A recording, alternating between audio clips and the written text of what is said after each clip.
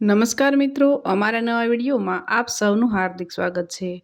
મિત્રો, આજે આપણે વાત કરીશું રાજધાની એક્સપ્રેસ આબુ રોડ સ્ટેશને પહોંચ્યો ત્યારે રાતના 10 વાગી ગયા હતા. આ સમયે પણ સ્ટેશન ઉપર પેસેન્જરોની ભારે ભીડ હતી. માઉ આબુ ઉપર એક 3 સ્ટાર હોટેલ મુંબઈથી જ બુક કરાવી દીધી હતી, એટલે બીજી કોઈ ચિંતા નહોતી. પણ અત્યારે રાત્રે માઉન્ટ આબુ કઈ રીતે પહોંચવું એ ચિંતામાં અભિજીતે સ્ટેશન ઉપર એક કુલીને પૂછ્યું, મારે અત્યારે માઉન્ટ આબુ પહોંચવું છે. હોટલમાં મારું બુકિંગ છે. અત્યારે કોઈ વાહન મળશે? અભિજીત બોલ્યો. કુલી આ અજાણ્યા પર પણ શ્રીમંત દેખાતા યુવાનને 2 ઘડી જોઈ રહ્યો. અરે સાહેબ, રાતના 2 વાગે પણ માઉન્ટ આબુ જવા માટે આપણે અહીંથી જીપો મળી રહે. તમારે સ્પેશિયલ ટેક્સી કરવી હોય તો પણ મળી જશે. સ્ટેશનની બહાર નીકળ્યો એટલે સામેથી તમારું સ્વાગત થશે, કુલીએ કહ્યું. સ્પેશિયલ ટેક્સી કરી અભિજીત હોટલ પર પહોંચી ગયો અને પોતાના રૂમમાં જઈ એણે સૌથી પહેલાં જમવાનો ઓર્ડર આપ્યો. રાતના 11 વાગી ગયા હતા. ભૂખ પણ લાગી હતી. મુંબઈથી 4 વાગ્યાના ફ્લાઇટમાં અમદાવાદ આવ્યો હતો અને અમદાવાદથી રાજધાની પકડી હતી. અભિજીતને તો છેક મુંબઈથી પોતાની કાર લઈને જ આવવાનું મન હતું, પણ પપ્પાએ સ્પષ્ટ ના પાડી કે આટલું લાંબુ ડ્રાઈવ કરવું નથી. કોણ જાણે કેમ વર્ષોથી માઉન્ટ આબુ જોવાની તીવ્ર ઈચ્છા અભિજીતની હતી. ઘણીવાર સપનામાં પણ એને માઉન્ટ આબુ દેખાતું. યુટ્યુબ ઉપર પણ ઘણીવાર એ માઉન્ટ આબુના રળિયામણા દ્રશ્યો જોતો અને એક રોમાંચક અનુભૂતિ એને થતી. ઘણીવાર સપનામાં એને કોઈ 3-4 વ્યક્તિની કિલકિલાટ કરતી એક બાળકી પણ દેખાતી. અભિજીત સોફ્ટવેર એન્જિનિયર બની ગયો હતો અને 1 વર્ષ પછી અમેરિકા જતો રહ્યો હતો. એને ત્યાં જોબ મળી ગઈ હતી. હવે ઇન્ડિયા ક્યારે પાછા આવવાનું થાય તે નક્કી નહોતું. એટલે જ તેણે તાત્કાલ માઉન્ટ આબુ પ્લાન બનાવેલો. જોકે માઉન્ટ આબુ આવવાનું એક ખાસ કારણ પણ હતું. સવારે આંખ ખુલી ત્યારે લગભગ 9 વાગવા આવ્યા હતા. અભિજીતે ફ્રેશ થઈ ચા નાસ્તો મંગાવ્યો અને હોટલની બહાર લટાર મારવાનું વિચાર્યું. રૂમ બંધ કરી ચાવી આપવા રિસેપ્શન કાઉન્ટર ઉપર ગયો ત્યારે રિસેપ્શનિસ્ટ બદલાઈ ગઈ હતી અને કોઈ 24-25 વર્ષની સુંદરી યુવતી કાઉન્ટર સંભાળતી હતી. કોણ જાણે કેમ પણ આ ચહેરો અભિજીતને ખૂબ જ પરિચિત લાગ્યો. એ યુવતીના ચહેરાને તાકી રહ્યો. Yes, May I help you? યુવતીએ એની સામે જોઈને પૂછ્યું. ના, બસ આ ચાવી. થોડો ક્ષોભ પામીને અભિજીતે ચાવી કાઉન્ટર પર મૂકી અને બહાર નીકળી ગયો. નવેમ્બર મહિનો હતો. રાત્રે વરસાદનું એક હળવું ઝાપટું પણ પડી ગયેલું, એટલે હવામાનમાં સારી એવી ઠંડક હતી અને રસ્તાની ચારે બાજુ ભીનાશવાળી હરિયાળી હતી. આકાશમાં વાદળો હજુ પણ ઘેરાયેલા જ હતા. માઉન્ટ આબુ ઉપર અદ્ભુત સૌંદર્ય નિખર્યું હતું. પ્રકૃતિ પ્રેમી અભિજીત આ દ્રશ્યો જોઈને ખૂબ જ રોમાંચિત હતો. અચાનક એને પેલી આકર્ષક યુવતીનો ચહેરો યાદ આવ્યો. આ યુવતીને ક્યાંક જોઈ હોય એવું કેમ લાગે છે? શું એ મુંબઈની હશે? એને ક્યાંક તો મળ્યો છું. મારે તપાસ તો કરવી જ પડશે. અભિજીત માઉન્ટ આબુ પહેલી વાર આવ્યો હતો એટલે અહીંના તમામ જોવાલાયક સ્થળો જોવાની એની તીવ્ર ઈચ્છા હતી. 3 દિવસનું રોકાણ છે તો 3 દિવસ માટે એક ટેક્સી ભાડે કરી લેવી. એમ વિચારી એણે પોતાના રૂમમાં જઈ વેઇટરને બોલાવ્યો. એની સાથે ચર્ચા કરીને સાંજે 4 વાગે ટેક્સી આવી જાય તેવી સૂચના પણ આપી. જોકે મનમાં રહેલું પેલું કુતૂહલ કેમે કરીને શાંત થતું નહોતું, એટલે એણે રૂમ વેઇટરને પૂછી જ નાખ્યું, રિસેપ્શન પર જે મેડમ અત્યારે છે એમનું નામ શું? અભિજીત બોલ્યો, અંકિતા મેડમ સાહેબ. વેઇટરે જવાબ આપ્યો. એ કેટલા સમયથી અહીં જોબ કરે છે? માઉન્ટ આબુમાં જ રહે છે? અભિજીતે બીજો સવાલ કર્યો. 50 વર્ષનો વેઇટર જમાનાનો ખાધેલ હતો. અભિજીતને અંકિતા મેડમમાં એટલો બધો રસ લેતો જોઈને તે મનમાં હસ્યો.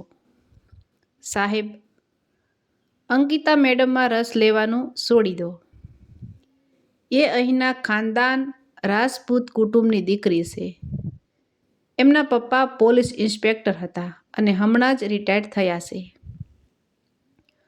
હોટલ એમના મિત્રની છે એટલે અંકિતાબેનને જોબ મળી છે. તમને જો ઇન્ટરેસ્ટ હોય તો સારામાં સારી છોકરીની વ્યવસ્થા થઈ જશે સાહેબ, હુકુમ કરો. વેઇટર બોલ્યો. ના ના ભાઈ, તમારી ભૂલ થાય છે. એવું તો હું વિચારી પણ ના શકું.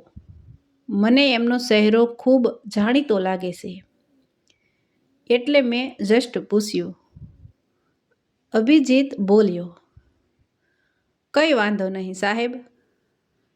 બાકી શરમાતા નહીં. માઉન્ટ આબુમાં આ તો બધું કોમન છે. અહીં બધા જલસા કરવા જ આવે છે.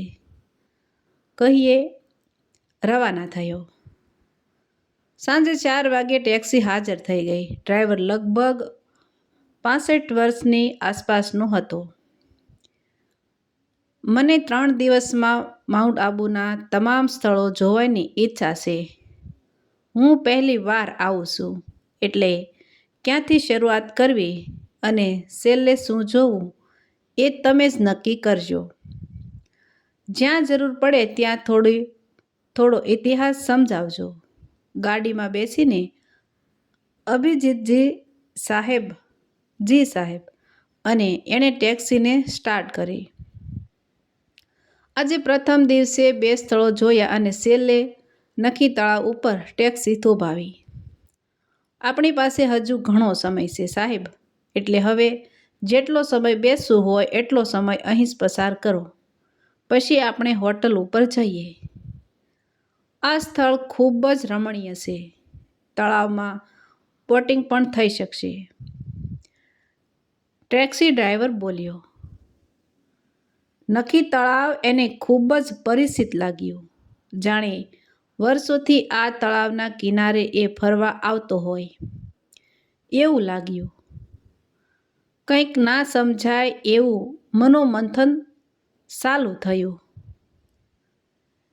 એકાદ કલાક ગાળીને ટેક્સી હોટલ પર લેવડાવી અને બીજા દિવસે સવારે 10 વાગે આવી જવાનું કહ્યું. રિસેપ્શન ઉપર અત્યારે ગઈકાલની રાતવાળી યુવાન હતો.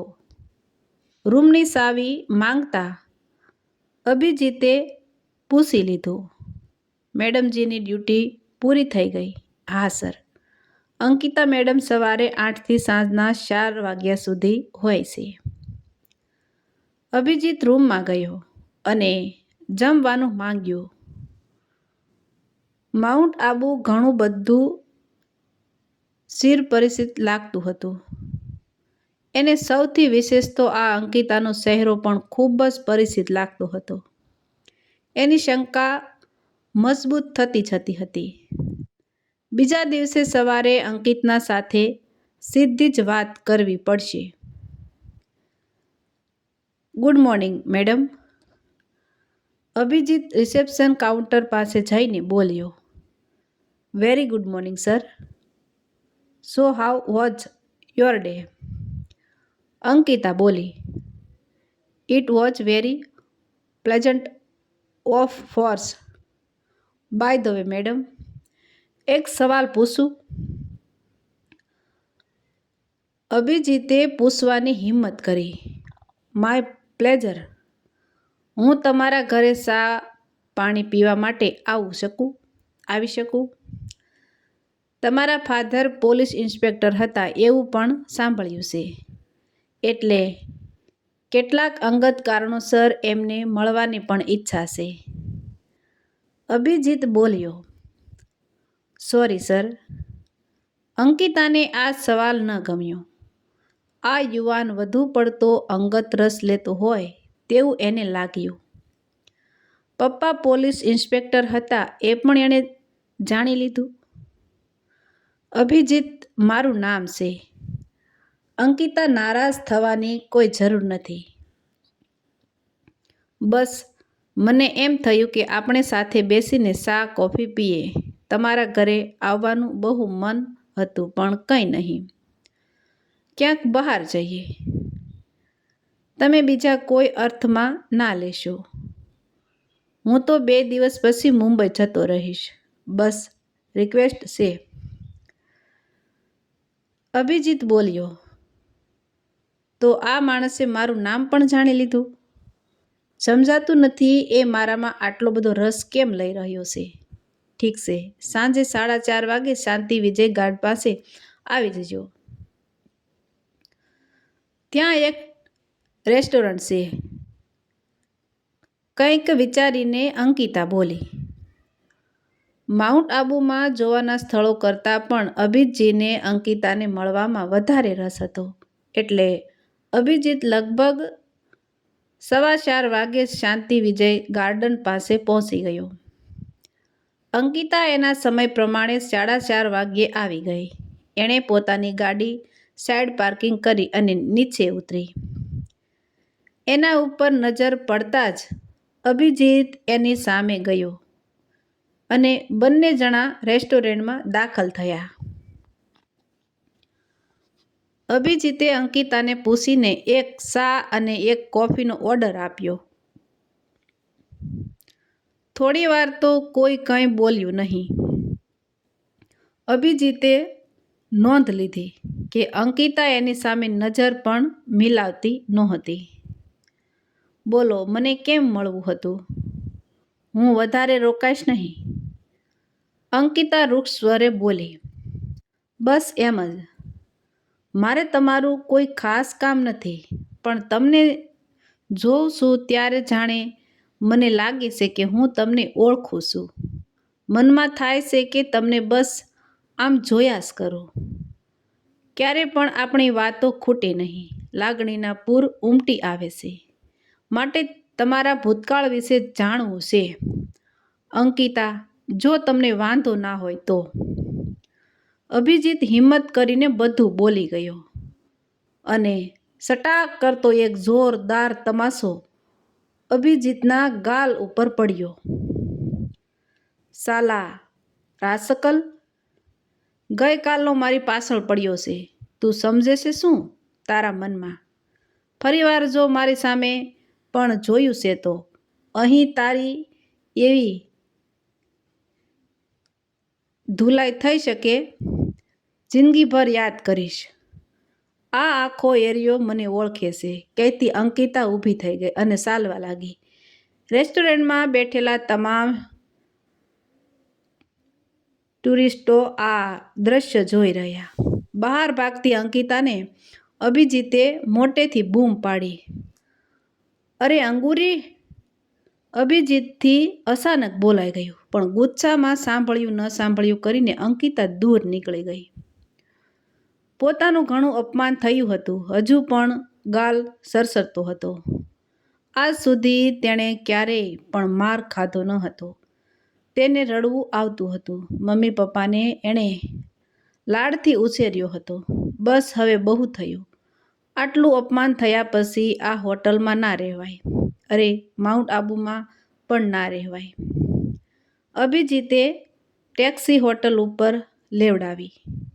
ડ્રાઈવરનો હિસાબ કરી દીધો અને પૂછ્યું કે તમારે અમદાવાદ એરપોર્ટે સુધી આવવું છે? ડ્રાઈવર તરત તૈયાર થઈ ગયો, કારણ કે એને તો લાંબુ ભાડું મળતું હતું.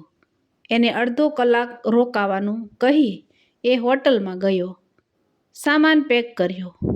હોટલના લેટર પેડમાંથી કાગળ લઈ એણે એક ચિઠ્ઠી લખી અને કવરમાં પેક કરી એને નીચે આવી રિસેપ્શન કાઉન્ટર ઉપર ગયો. આ કવર કાલે સવારે અંકિતા મેડમને આપી દેજો ને. અભિજીત બોલ્યો. જી સર, કહી રિસેપ્શન યુવાને અભિજીતનો હિસાબ કરી બિલ આપી દીધું. અભિજીત ટેક્સીમાં બેસી અમદાવાદ જવા રવાના થયો. અમદાવાદથી કોઈ પણ ફ્લાઇટમાં રાત્રે મુંબઈ પહોંચી જવાશે. આ બાજુ ગુચ્છાથી લાલસોળ થયેલી અંકિતા પોતાની કાર ડ્રાઈવર કરતી માઉન્ટ આબુની તળેટીમાં આવેલા એના ઘર તરફ રવાના થઈ. અંકિતાના પિતા રિટાયર્ડ પોલીસ ઇન્સ્પેક્ટર હતા. એમણે અંકિતાને હોટલ જવા આવવા માટે એક કાર ભેટ આપી હતી. અંકિતાએ હોટલ મેનેજમેન્ટનો કોર્સ કર્યો હતો. આજે કંઈક વિચિત્ર અનુભવ એને થયો હતો. આજ સુધી કોઈએ આવી હિંમત કરી નહોતી. હજુ ગઈકાલે જ મુંબઈથી આવેલો આ યુવાન આટલી હદે કઈ રીતે જઈ શકે? અંકિતાનો ગુસ્સો હજી શાંત નહોતો થયો. ઘર આવી ગયું એટલે અંકિતા ઘરે પોતાના રૂટીન કામમાં પરોવાઈ ગઈ. પણ રાત્રે ફરી પાછા એના એ જ વિચારો મગજ ઉપર સવાર થઈ ગયા. રાત્રે અચાનક અંકિતાને યાદ આવ્યું કે પેલા યુવાને એને છેલ્લે અંગુરી કહીને બૂમ પાડી હતી. અંગુરી તો એનું છેક બાળપણનું લાડકું નામ હતું. 4 વર્ષની ઉંમર સુધી ઘરમાં બધા એને અંગુરી કહીને બોલાવતા, પણ પછી એનું નામ અંકિતા રાખવામાં આવેલું. કોણ હતો આ યુવાન જેણે એને અંગુરી કહીને બોલાવી? અંકિતા ભૂતકાળમાં સરકી ગઈ. પોતાનાથી 1.5 વર્ષ મોટો એક ભાઈ હતો જે નાનપણમાં 4 વર્ષની ઉંમરે જયપુરમાં ખોવાઈ ગયેલો. એનું બાળપણ માઉન્ટ આબુમાં વીતેલું. એના બાપુ એ વખતે માઉન્ટ આબુના સબ ઇન્સ્પેક્ટર હતા. એક દિવસ વેકેશનમાં ફરવા માટે એ ફેમિલી સાથે જયપુર ગયેલા. ફેમિલીને હવા મહેલ બતાવવા માટે એમણે જયપુરના એક કોન્સ્ટેબલને મોકલ્યો. ભાઈ બહેનને સ્પેશિયલ ડ્રેસ પહેરાવી એક ફોટોગ્રાફ્સ પાસે હવાલદારે ફોટો પણ પડાવ્યો. એ પછી કોઈએ હવાલદારને બૂમ પાડી એટલે એ એને મળવા ગયો.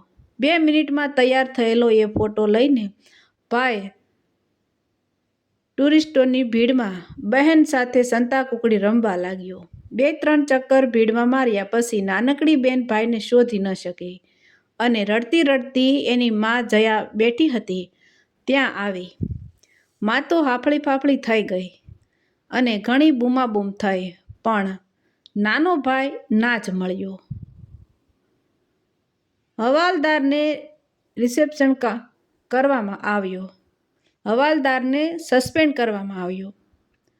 બાપુ પોલીસ ખાતામાં એટલે ભાઈની શોધ કરવામાં કોઈ કમી બાકી નહોતી રાખી, પણ ભાઈ ક્યારે પણ ના મળ્યો.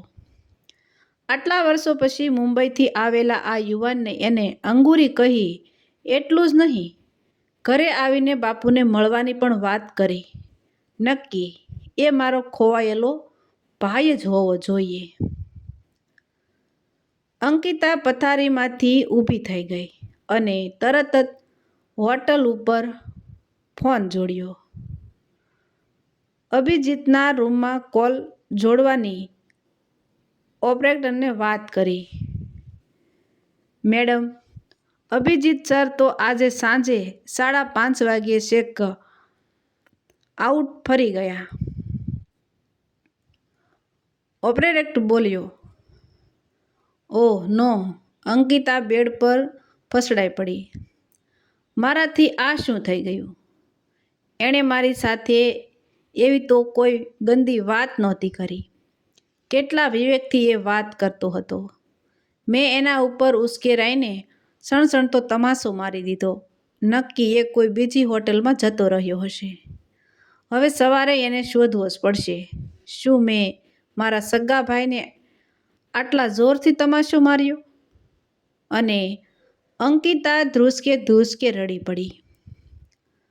સવારે એને શોધી કાઢીશ અને જો એ મારો ભાઈ જ હશે તો બાપુને મોટું સરપ્રાઈઝ આપીશ. એ તો રાજીના રેડ થઈ જશે. અત્યારે બાપુને વાત નથી કરવી. સવારે 8 વાગ્યે અંકિતા જેવી હોટલની ડ્યુટી ઉપર હાજર થઈ કે તરત જ રિસેપ્શનિસ્ટ જયદેવે એના હાથમાં અભિજીતનું કવર આપ્યું. અભિજીત સર સાંજે ચેક આઉટ કરીને ટેક્સીમાં જ મુંબઈ જવા નીકળી ગયા. આ કવર તેમને આપવાનું મને કહ્યું છે, જયદેવ બોલ્યો. હવે અંકિતાના ગાલ ઉપર એક પછી એક તમાશા પડતા હતા. હવે તો ભાઈ અમદાવાદથી ફ્લાઇટ પકડીને મુંબઈ પણ પહોંચી ગયો હશે. જયદેવ, 1-અડધો કલાક મને આપને, હું આવું છું, અંકિતા બોલી. ઓકે મેડમ, હું સંભાળી લઈશ, જયદેવે કહ્યું. અંકિતા હોટલની બહાર પાર્કિંગ લોટમાં પાર્ક કરેલી પોતાની કારમાં બેઠી અને કવર ખોલ્યું. ભાઈ બહેનનો જયપુરમાં પડાવેલો ફોટો એણે જોયો અને તેને સમજાઈ ગયું કે મેં મારા ખોવાઈ ગયેલા સગા ભાઈની વાતો સાંભળીને ખૂબ જ ગેરસમજ કરી હતી અને ઉપરથી જોરદાર તમાશો માર્યો હતો. અંકિતાએ પત્ર વાંચવાનું ચાલુ કર્યું. અંકિતા મેડમ, હા હવે તો અંકિતા મેડમ જ બરાબર છે, અંગુરી કહીને બોલાવનારું બહુ મન હતું. ઘણી બધી વાતો કરી હતી પણ ત્યાં જ ગાલ ઉપર સણસણતો તમાશો પડ્યો. બાળપણના 4 વર્ષ માઉન્ટ આબુ પર વીત્યા હતા એટલે એની યાદોને તાજી કરવા અને કદાચ મારા ખોવાયેલા પરિવારની ભાળ મળે એ હેતુથી માઉન્ટ આબુ આવ્યો હતો. મને ખબર નહોતી કે મારી નાની બહેન આટલી જલ્દી મને મળી જશે. રાત્રે ફોટાને ધારીને જોયો ત્યારે તેને ઓળખી ગયો હતો કે આ જ મારી બહેન અંગુરી છે. બાપુ પોલીસ ખાતામાં હતા એ જાણ્યા પછી તો પાકી ખાતરી થઈ ગઈ. અંગુરી નામ પણ કાલે તને જોઈને પહેલી વાર મારા હોઠ ઉપર આવ્યું. તારા હોઠ ઉપર પણ એ જ જગ્યાએ તલ છે જે આ ફોટામાં છે. તને જોઈને દિલ ખૂબ ભરાઈ આવ્યું હતું. મા બાપુને મળવાની ઈચ્છા હતી પણ કદાચ કુદરતને આ જૂનો સંબંધ મંજૂર નહીં હોય. નાનપણમાં હું રાજસ્થાનથી મળી આવેલો. એ વાત મને હજુ હમણાં 1 મહિના પહેલાં જ ખબર પડી. મને માઉન્ટ આબુના આટલા સપના કેમ આવતા હતા? આટલું બધું આકર્ષણ કેમ હતું? એ બધું મને 1 મહિના પહેલાં સમજાઈ ગયું અને અમેરિકા જતાં પહેલાં જીદ કરીને હું માઉન્ટ આબુ આવ્યો.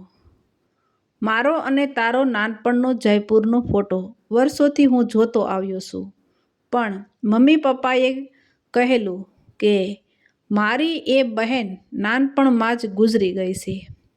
હું એમનો સગો દીકરો નથી. એ વાત મમ્મી પપ્પાએ હંમેશા મારાથી સાની રાખી. જો કે મને એમણે પોતાના દીકરાની જેમ જ મોટો કર્યો છે અને વૈભવમાં ઉછેર્યો છું. એટલે હવે ભૂતકાળના કારણો અને તપાસમાં મારે જવું નથી. આપણો એ ફોટો મેં કવરમાં જ આ પત્રની સાથે મૂક્યો છે. મારે એની હવે જરૂર નથી. બસ 4-5 દિવસમાં જ અમેરિકા કાયમ માટે જઈ રહ્યો છું. હા, કાયમ માટે. કારણ કે આ તમામ સંબંધો હવે હું ભૂલી જવા માંગુ છું. મારું પોતાનું હવે કોઈ નથી. બહેનને મળવા આવ્યો તો મને તમાશો મળ્યો. હું અનાથ જ રહેવા માંગુ છું. મને તમાશો મારવા બદલ જો સાચા દિલથી પસ્તાવો થતો હોય તો મુંબઈ આવીને મને મળવાની કોશિશ પણ ના કરતી અને હોટલના રજિસ્ટરમાં લખેલા મારા એડ્રેસ ઉપર કોઈ તપાસ પણ ના કરતી. અને બહેનનો પ્રેમ કેવો હોય એ અનુભવ કરવા અને મારા પોતાના મા બાપનો પત્તો મળે તો દૂરથી એકવાર એમને જોઈ લેવા છેક માઉન્ટ આબુ સુધી ધક્કો ખાધો પણ આ સંબંધો વિસરાયેલા જ રહે એવી ઈશ્વરની ઈચ્છા છે. બસ તારા દર્શન થઈ ગયા એ જ મારી માઉન્ટ આબુની યાત્રાની સફળતા છે. કમસે કમ મારો ફેરો ફોગટતો નથી ગયો. અભિજીત. પત્ર વાંચીને અંકિતા ખૂબ રડી. મન મૂકીને રડી. એનું રડવું બંધ જ નહોતું થતું અને એના હૃદયનો અવાજ બહાર કોઈ સાંભળી ન જાય એટલો વરસાદ પણ મન મૂકીને તૂટી પડ્યો. તો મિત્રો, આવા જ નવા વિડીયો જોવા માટે અમારી ચેનલ લાઇક, શેર, સબસ્ક્રાઈબ કરજો. વિડીયો સાંભળવા બદલ ખૂબ ખૂબ ધન્યવાદ. તો મિત્રો, આ વાત ગમી હોય તો તમારા મિત્રો જોડે શેર પણ કરજો અને તમારો અભિપ્રાય પણ આપજો કમેન્ટમાં.